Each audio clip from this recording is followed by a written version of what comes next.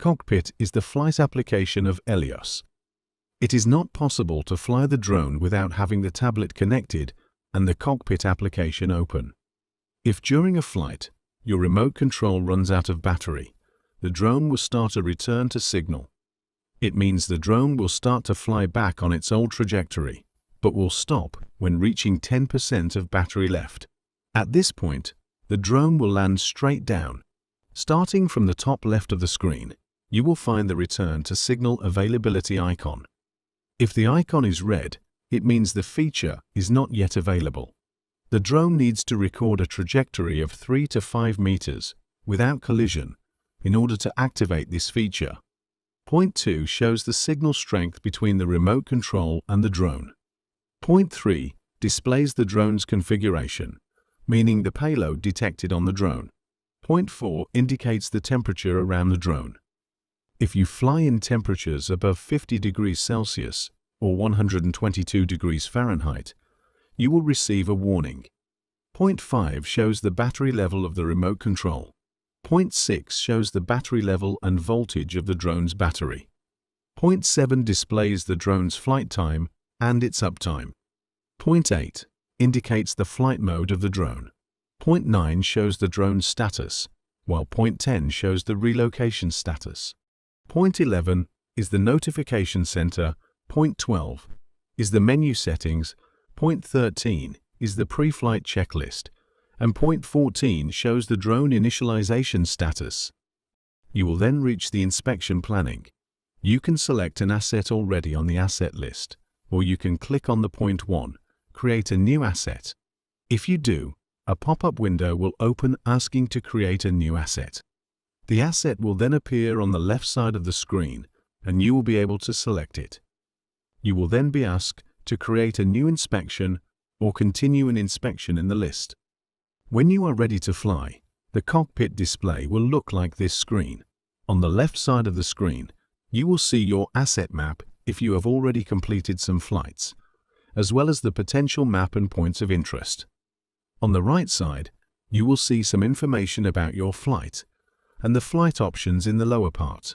The only feature that will change if you are using the premium software package is the slider for relocalization. Without this package, the slider will simply not appear. If you are selecting a mapping flight, the drone will do a 14-second calibration prior to the flight. The drone needs to stay still during this calibration. If you select an inspection flight, the drone will do a 4 seconds calibration after the arming. If you select a handheld mapping, the drone will do it 14-second calibration, and then you will be able to pick up the drone and start doing your handheld mapping. When you are done with your inspection, simply click on Finish Inspection. After disarming the drone, on the first flight of an inspection, a pop-up window will ask if you want to save the flight map. If you answer Save Map, this map will be used as the reference map for the relocalization of the next flight. By clicking on the small gear icon in the top right corner of the main screen in Cockpit, you'll access the settings pages.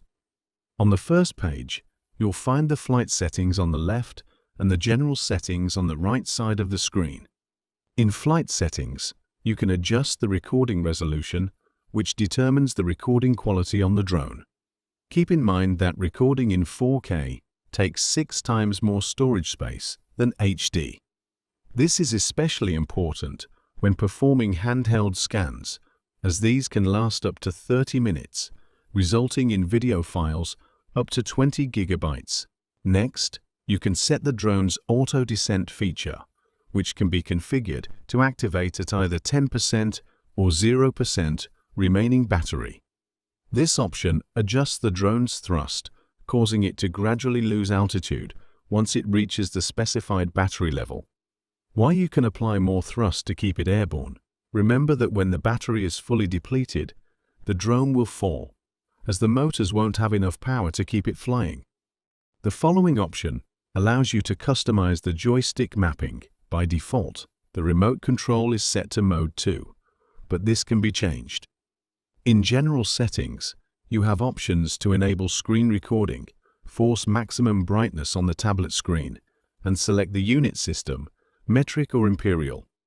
In the radio setting, you will see the air unit, the ground unit, and the channel selection. On point 4, you will find the pairing button that will allow you to pair a remote control to an Helios 3. In the cockpit battery panel, you will be able to find the following informations. Point 1 is the percentage of battery and voltage remaining in the battery connected to the drone. Point 2 is the uptime of the aircraft, meaning the time elapsed since the drone was turned on. Point 3 are information about the firmware and serial number of the battery. Point 4 are the individual cell voltage. Point 5 are the information about voltage, current, and temperature of the battery. On point 6, you can find the number of cycles on a battery and its internal resistance. And finally, on point 8 and 9, you can see the battery level of the tablet and remote control. This panel controls everything related to data streaming between two devices through Wi-Fi. Wi-Fi streaming allows using a secondary Android tablet as a simple viewer without needing to connect it to an actual remote controller. Using this feature, two people can monitor a flight while using a single remote controller. Wi-Fi streaming requires all devices to support Wi-Fi Direct. To start the streaming on another tablet, on the tablet connected to the remote control, make sure the Wi-Fi and the location are enabled, then click on Start. On the second tablet, open the Cockpit application and make sure the Wi-Fi and the location are enabled, then click on Search.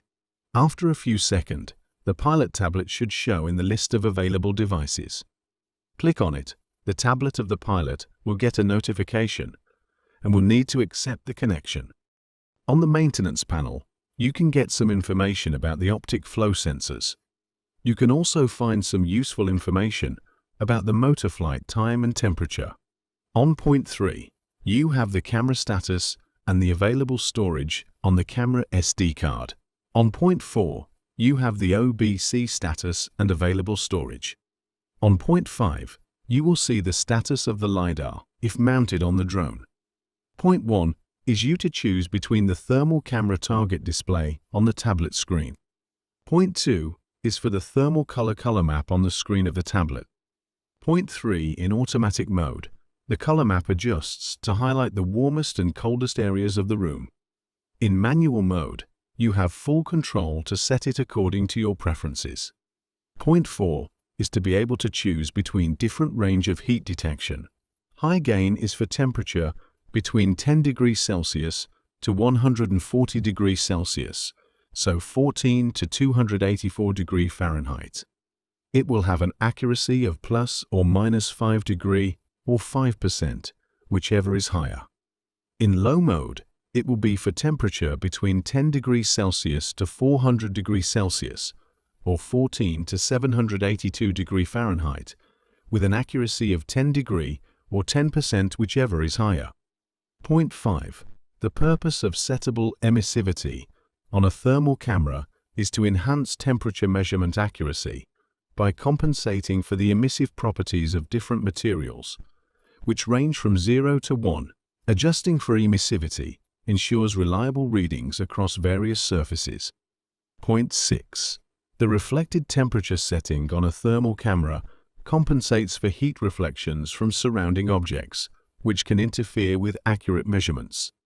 Reflective surfaces may show nearby heat sources, impacting readings. Setting the reflected temperature helps the camera focus on the actual surface temperature rather than external reflections. In flight, if you press on the thermal camera button on the top right of your remote control, you will have this display on your screen. You will find the temperature scale on the left with the option to have it in automatic or not, the opacity of the overlay setting, and you have the option to directly click on the thermal display to have a temperature readout.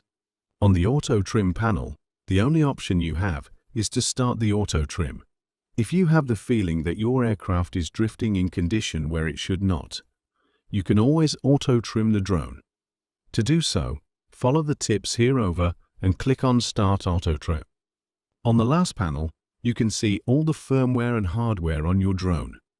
You will also find the total flight time of your aircraft and the licenses. There are different types of error message that can appear on the tablet of the drone. The blue message are information message. The yellow messages are warning message that will require your attention, and the red warning are critical error messages. You won't be able to fly the drone if you have yellow or red warning message on the tablet. The colors next to the power button on the drone has a meaning. When the light is dark blue, it means the drone is ready to fly, but not connected to a remote control. When it's green, it means it is ready to fly.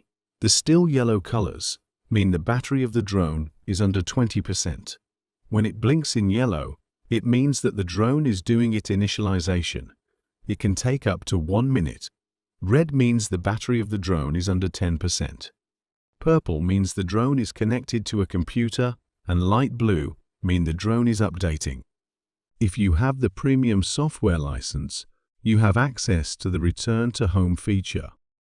Before creating a flight, the terms and conditions for its functionality will pop up. Once read, click on I understand to proceed with the flight. After a couple of meters in flight, in the upper left corner of the screen, the Return to Home indicator will be green, meaning the function is available and reliable. If yellow, the drone is flying in a challenging environment for the LiDAR and could be unreliable.